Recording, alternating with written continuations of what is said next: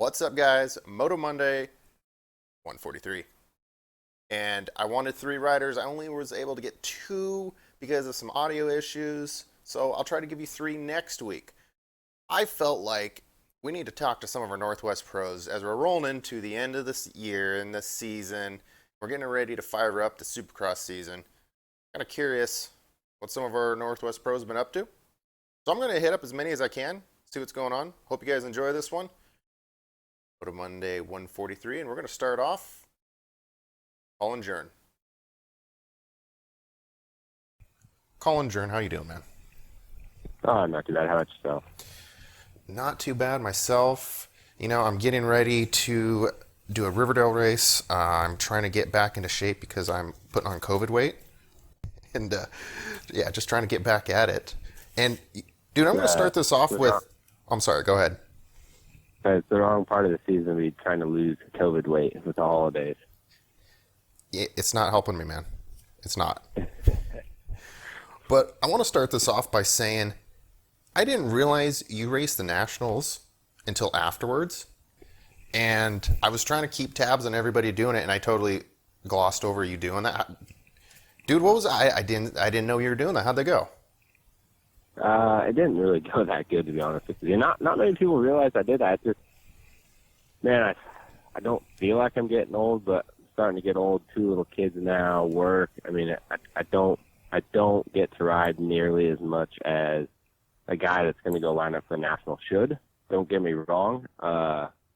It's fun, but it's miserable out there when you're as underprepared as I was this year. So the first moto was decent. I was actually inside the top 20 for a while. And man, like the 15-minute marker hit, and I don't know for sure, like a little heat issues, but I was cooked on the inside. I ended up like 23rd or 4th, I think, that moto. And then, man, Moto 2, I didn't want to go out, but I always tell my little kid, right? Like, don't give up. Anything you do, don't give up. That's the one thing I tell him. Don't give up. So we suited up and went out, and I think I ended up last, to be honest with you. Like, my last lap was 4 minutes, but it is what it is. It's fun, and I enjoy doing it while I can.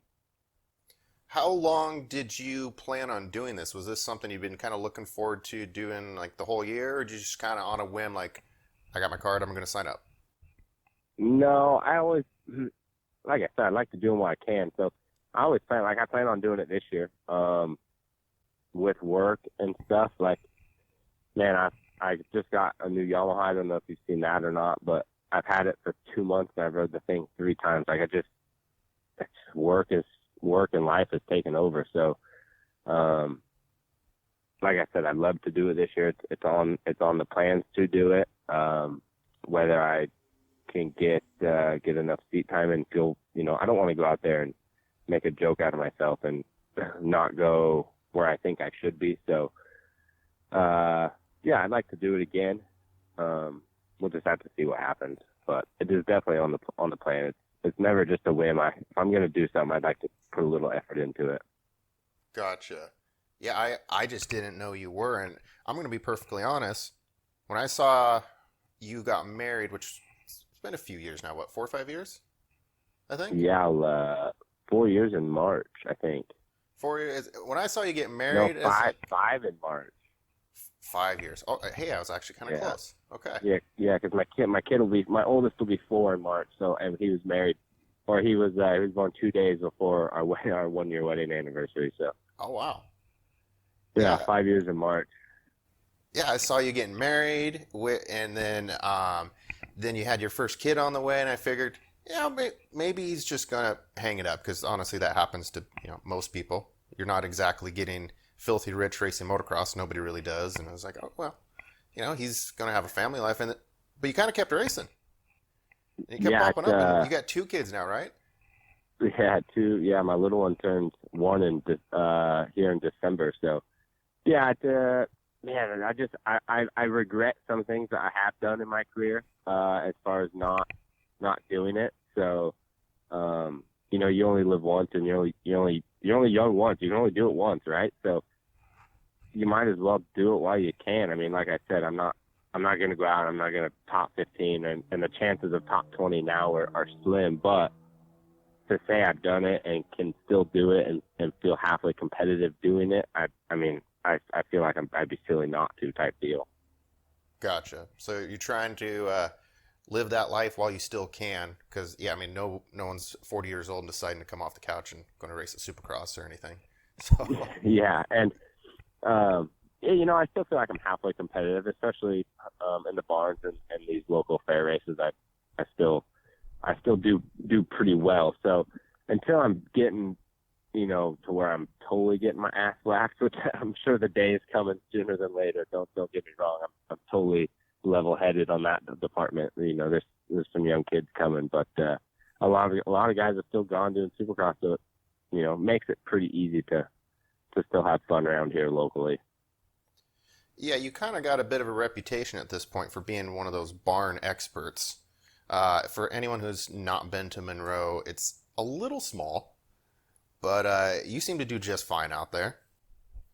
Yeah. Well, like I said, I live maybe 10 minutes from the arena, and I grew up less than a mile. So, you know, that's I did the SIR, you know, back in the day on Fridays, and then we raced all winter in the arena. So it's literally somewhere I grew up. So these barns, the smaller the tracks, the happier I am in them.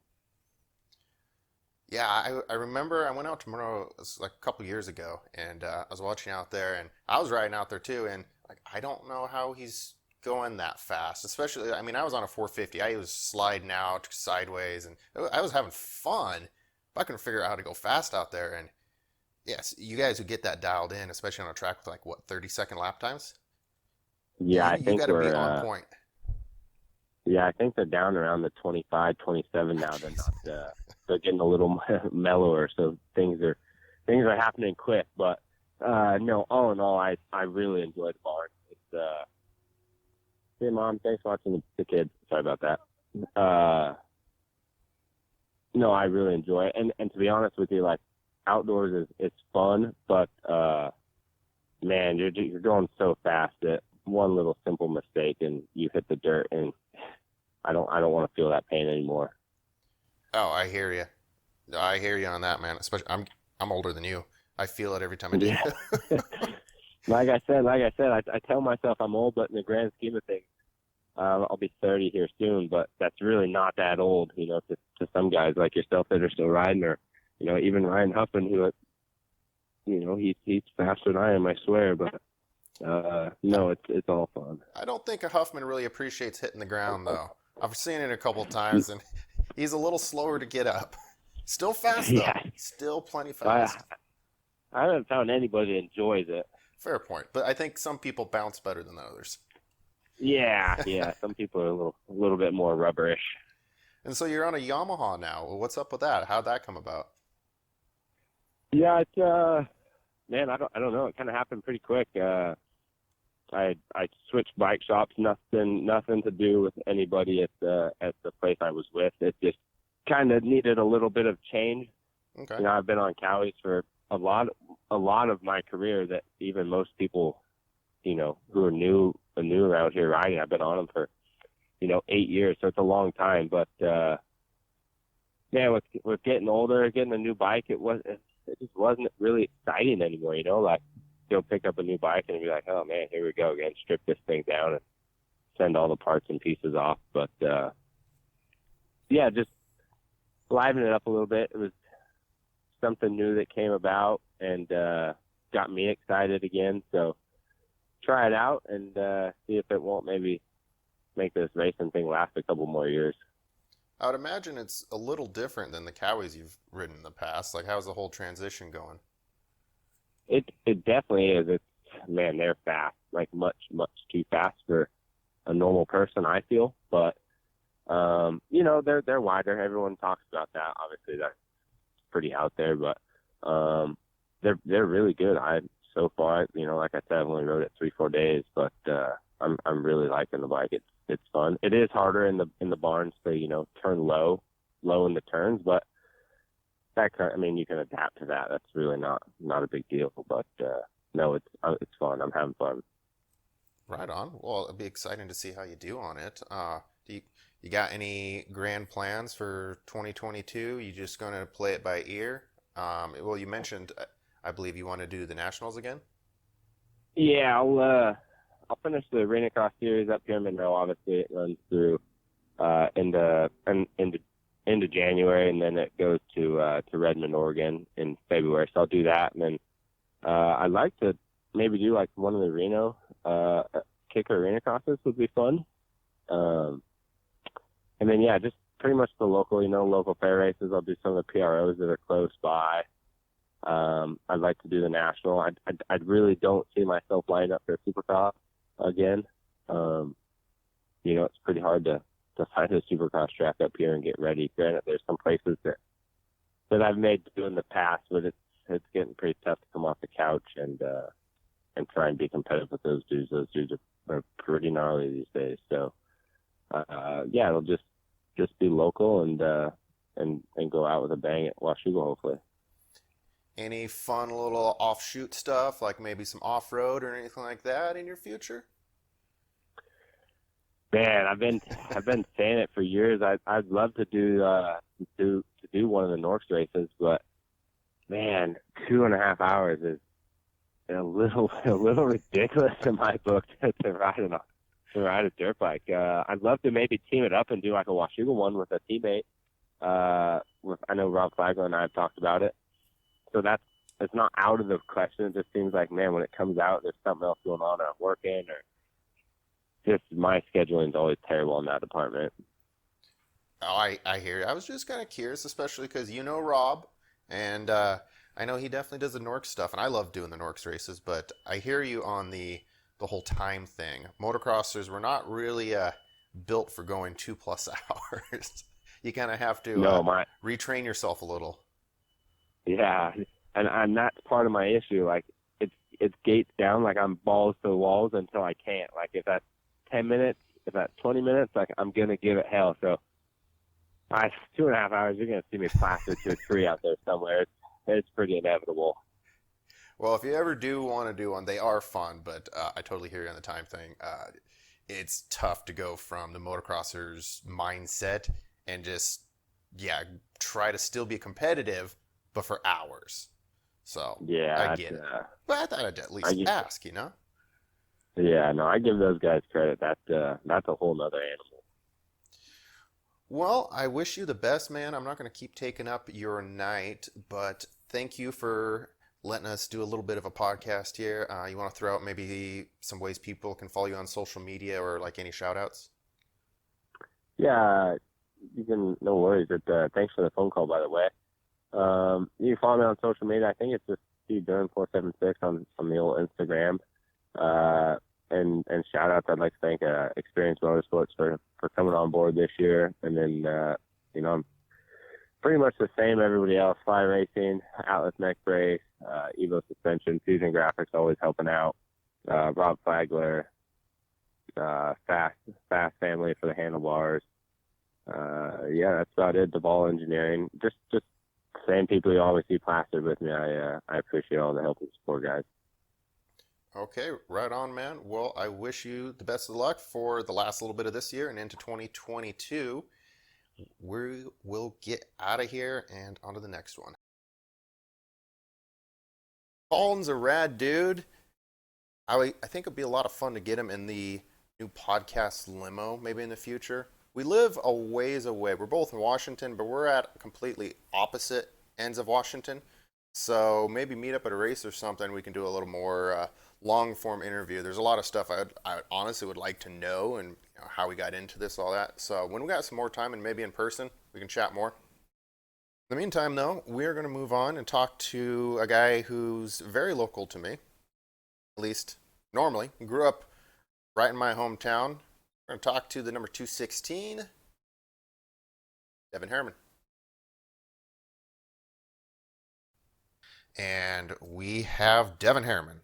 How's it going? Going on, guys? How are you?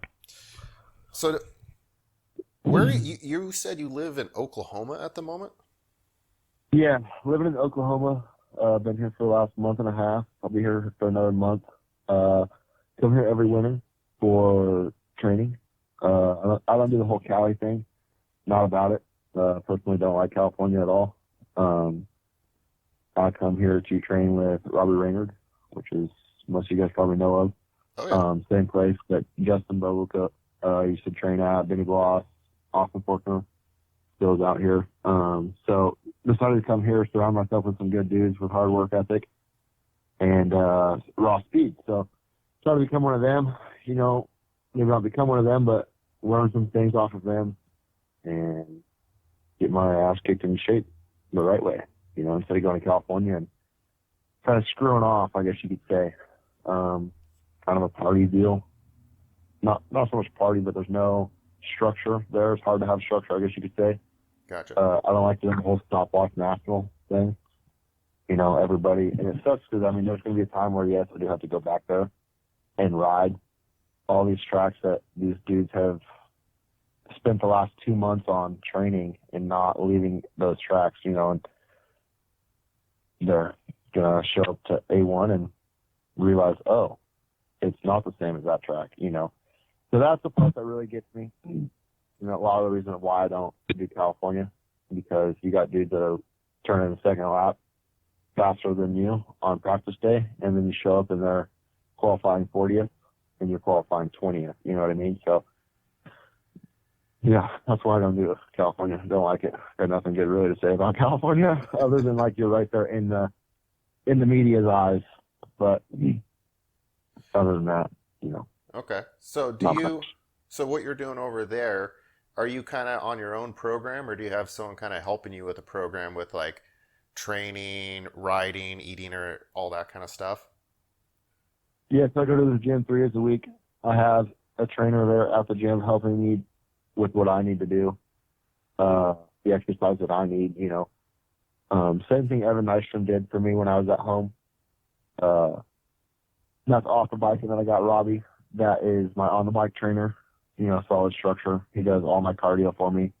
Doesn't do it for me, obviously, but he rides it up for me, and I do the cardio part. And then he also does on-the-bike stuff. Helps me with motos, helps me with line selection, what to do, where to do it, stuff like that. Obviously, I train kids at home, right? But, Supercross is a whole different ball game. It's not the same as outdoors. Some of you guys saw the dude that wadded, the French dude that wadded. I don't even know if he's French, but number 3 that crashed over there in Paris this weekend. Oh, it's nasty. There's very little room for error on Supercross, so I come here and try to learn as much as I can for the time that I'm here to prevent that stuff from happening. Because, like I said on my Instagram post earlier, the guy missed his mark by about a foot and ended up on his head, you could say, because he missed it by a foot. So outdoors is not that big of a deal to miss your mark by a foot, but Supercross, you don't have that kind of error. So Robbie helps me quite a bit with all of that, teaching me how to do things, how to go into corners, stuff like that. Just really dialing in my suspension and how a bike could work, I guess, if that makes sense. Yeah. There's a lot to it that most people don't realize with setting a bike up and where you land in a corner or stuff like that, or where you're at on a bike in a corner. Yeah. So. And Supercross, I've never ridden Supercross, but I can get the concept that it's a matter of inches for sure, whereas outdoor nationals, long motos, wide open, Supercross, yeah, I've never had anyone that I've talked to that's like, oh yeah, Supercross is easy. No, it's perfectly dialing everything in, and I think you got a solid dude to work with. Robbie's been there, done that. I didn't realize you were working with him, and that guy definitely has some experience you can tap into. Yeah, no, it's nice. Like I said, I don't do the California thing because I tried to reach out to some trainers there, and it's just not I'm not trying to get, pay $150 or $200 a day for something that I'm not getting much out of. So I come here for Robbie, and the dude is ridiculously smart. Like I said, there's a lot to Supercross that I don't even know. And if it wasn't for him, I would still, jump deep into a corner or not jump out of a rhythm section, single into a rhythm section, or I don't know. There's just a lot of little things that go on that you don't realize, until you're taught it. And when you have somebody like Robbie that has been there, done that, you know, he's extremely helpful with that situation. And it's good because Robbie and I are both kind of built the same. Him and I relate really good together just because of the simple fact of, like, I mean, for instance, I can't jump through whoops. Like, I literally am terrible at that. I'll skim whoops until I can't no longer, until there's a line straight down the middle. And Robbie's the same way, you know? So it's nice to have that because he can relate to me on a lot of different levels. So to be able to have that and him breaks things down for me because he can understand it, it just makes life 10 times easier, 10 times better, you know, makes me a better rider. I think that's super important because there's a lot of good trainers out there, but not always the right trainer for the right rider. Do you know what I mean? Like, there's some people who they mesh with someone, and then some that don't. Like, they just, you know, they're on kind of different wavelengths, I believe. And if you can find the right match, that's when you kind of, like, make the magic happen. That's when you kind of tap in, like, okay, moving forward. And it's, you know, you see some riders, they stick with one guy for a while, they're working with him, and they kind of move on, and suddenly big change. I think it kind of, you have to find someone kind of tailored to you. And I'm talking pro level stuff. I'm talking like what you're doing, Supercross, motocross, you know, because it's a game of inches, and you got to find someone who jives with you. So that's super cool. You found Robbie then, and it's working because that guy, man, he's got a wealth of experience. Yeah, exactly. And I've tried a couple of different guys out, you know, here and there. Never really found anything like that great. You know, a lot of it was just stopwatch stuff, and I'm not into stopwatches. Like, that's not helping me. Like, he goes, all right, you know, not Robbie, but like I'm saying, like, he will say, all right, let's lose half a second, or let's lose a second. Like, okay, how do I do that other than twist the throttle? You know what I mean? So Robbie's really good with paying attention with a lot of little things. You know what I mean? And when I say little things, I mean like scooting forward 2 more inches in a corner, or, you know, little stuff like that, like stand up a foot longer, or whatever the situation is, jump 6 inches farther into the whoops, or whatever it is, you know, little stuff like that. Robbie's really good at paying attention with. And, you know, like you said, the whole finding different trainers, like, I believe in that 100%. You know, like I said, I train kids at home, so people ask me all the time, like, when I'm gone, who do I train with? I say, go see Tommy. Check the dude out. Like, if you like him, you like him. If you don't like him, you don't like him. Mm-hmm. Everybody's going to jive with somebody different. You know, it's all, in my eyes, it's all about how you break it down. And if you can relate to something and explain something for somebody to understand, that's where you're going to find the best connection, you know, and that's when you're going to find the best results. So I'm lucky to have Robbie that helps me out, and him and I drive really good together. And like I said, we connect really good because he's been through it, and we have a very similar riding style. Yeah, that's super valuable if you can find that. To find someone that you can communicate well back and forth with, and then that's how you improve. So yeah. Okay, cool. So I'm assuming then, if you're down there training with him right now, that means you have Supercross plans, I'm guessing? Yeah.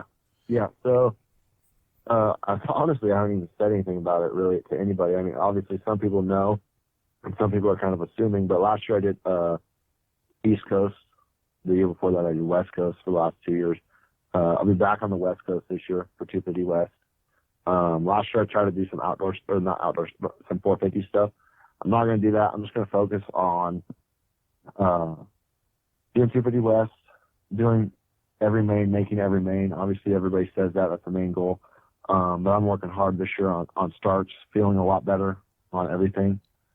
So that's the plan. It's just do 250 West. And then once that's done, I'll be back home and doing some lessons, and then also kind of pushing my Easy Up company that I got going with Haverlock. Just trying to get that stuff going and started, trying to start a life outside of motocross. Which is always yeah, as of right now, 250 West. So, okay, 250 West. And are you going to be doing any like local events? Like, I'm saying like all of 2022. I know you had a bit of an appearance at Thursday Night Motocross this year, which is I think the last time I saw you. So anything like that? Fair races? Anything in between? Yeah, I mean, I would love to. Obviously, this year I had a rough go. I broke my radius and my metatarsal 4 and 5 in April. So that put me out, and I had about a month on a bike before I did PIR. That's probably my favorite race. And then raced Washougal last minute, and was not in shape for that at all. Obviously, wasn't in shape leading half the PIR race and then fading back again. And then I ended up actually having a partial tear on my ACL and my meniscus, so my meniscus more. So I ended up having surgery 2 weeks after Washougal.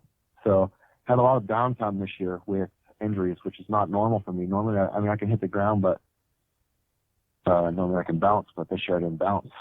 I was going to say, dude, I'm pretty sure I remember arena cross, you bailing off a triple, landing and rolling and walking off. You're pretty good at the tuck and roll. Yeah, I got that stuff dialed in, but this year I don't know. I kind of forgot, I guess. I'm not really sure. But yeah, so that's Supercross for sure. And then I don't know. I just love racing local stuff at home. I enjoy that stuff. I enjoy having kids come up to me, hang out with me, and then fair races, I'll probably get back on that grind. Like I said, this year I was off of that because I was hurt quite a bit and wasn't able to do it, But this year I will be back to the full fair race grind. Hopefully, if they're back open, a lot of them kind of canceled or not canceled, but like stopped doing it because of COVID. Mm-hmm. But be back to that, and then honestly, like my main goal at the end of the year is do good in Supercross and win the anniversary race at PIR. I've whole shot and led half the thing for the last 2 years in a row. For the last 2 years they've had it, and there's nothing that pissed me off. Just leading half of it and failing. So I'm going to be in shape this year when it comes. I'm not going to be coming off an injury, and I'm going to win it. So is that one of your big goals for next year? Yeah, that would be probably one of my career highlights, honestly. I know it sounds stupid to say, I got 13th last year in the main in Supercross, but I would much rather win that anniversary race just as a personal thing, in front of the hometown crowd. I ride there quite often, so. That's a stacked race. I mean, they've brought out some heavy hitters for that thing, That is a stacked race. Yeah, exactly. So, it'd just be cool to win it for not only myself, but for Scott Russell. I'm sure he'd be pumped on that. Anything I can do to make that guy excited, I try to do so. But that's it for Supercross and that stuff. I don't know. Outdoors that's always one that's up in the air. I'm not an outdoor guy, more of a Supercross guy, and I like the timing. I've always said the outdoors takes no brain, all balls. For Supercross, it's kind of all brain, And now, correct me if I'm wrong, but doesn't Supercross pay just a little bit better than outdoors? I think $400 to roll around outdoors this year. And yeah, to answer your question, yes. I made $400 for outdoors to go do 2 30-minute motos plus 2, and I make $700 guaranteed just to qualify top 40 in Supercross. So if you see me on TV, it's $700. So yeah, that's just a little bit better then. Yeah, and at that point I got it's 28 minutes on a bike to make $700 versus $400 for 30 minutes, it's an hour on a bike. I don't know how many of you guys heard the term work smarter, not harder, but Supercross sounded a little bit smarter to me.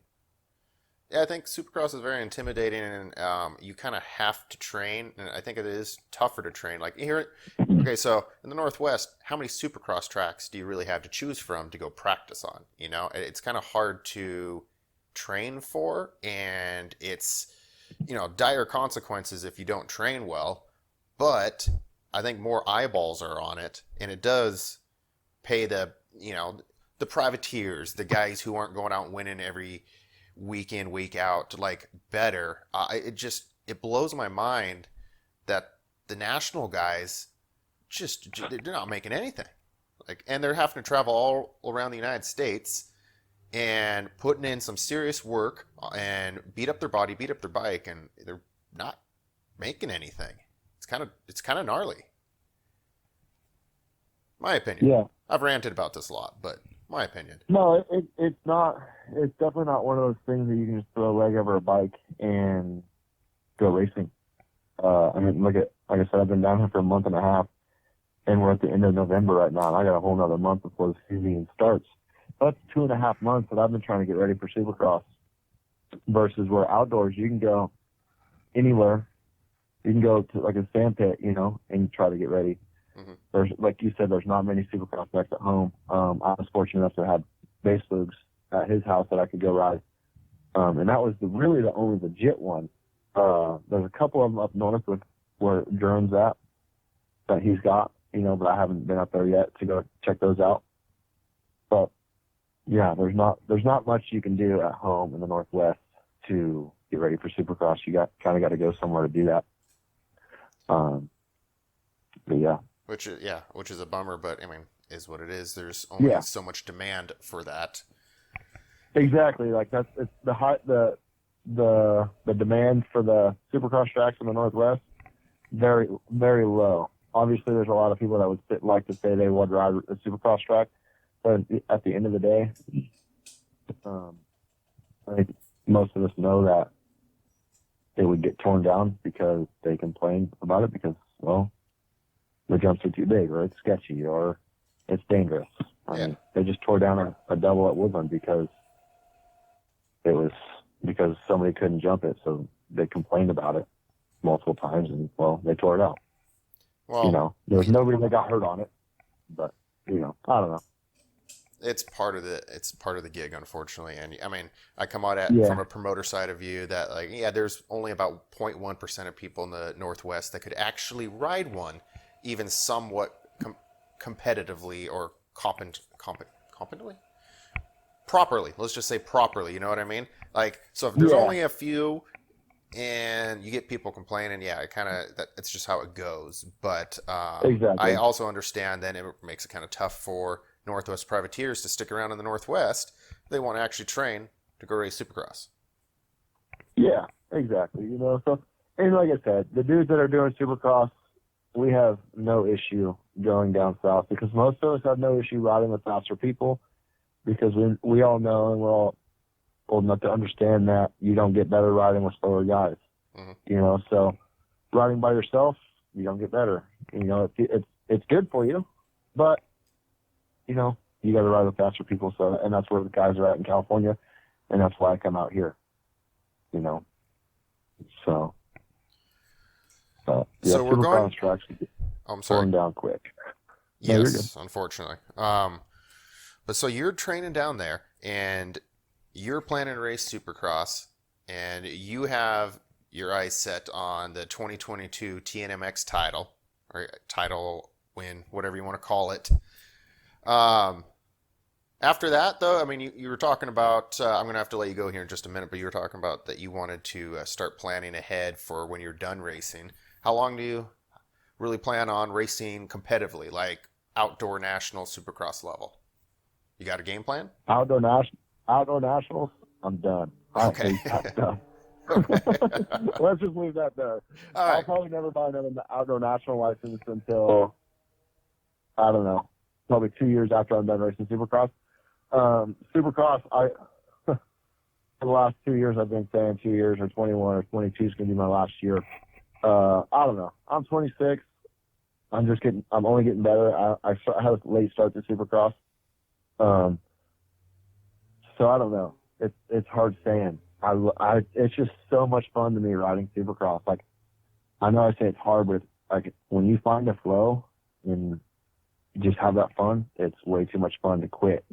I wish we had a Supercross track, like I said, at home just to ride it because it is so much fun. And once you nut up and actually hit the jumps, it's just a blast. So I don't know. The whole quitting Supercross thing, let's just say 2 years, My lifelong goal has been a national number. That's, I've set a lot of goals. So I've accomplished all of them other than that one. So as soon as I get a national number, then I'd be okay with retiring, or not retiring, I guess, because you retire when the sport's had enough of you. But yeah, I don't know. I'll probably be done racing 2 years, maybe. I don't know. We'll see. Playing a little by ear. After race, what's that? You kind of playing it a little bit by ear, and just kind of feeling it all by ear, honestly. Okay. Yeah, I mean, my body's hurting. I got a broken rib right now from a crash a couple weeks ago. So we'll see how long the body holds up. But until then, I'm gonna have fun and I'm gonna continue racing. But afterwards, like I said earlier, I started Justin Haberlock and I started a custom-made canopy advertising company. Last year, actually, this time we started talking about it and just launched the website last week. So that's kind of the plan. We'd like to get some manufacturers or big account, and just take that over. We're both somewhat well known around the Northwest and work hard at trying to sell easy ups and stuff like that. Right on. All right. There's a life outside of their bike, that's for sure.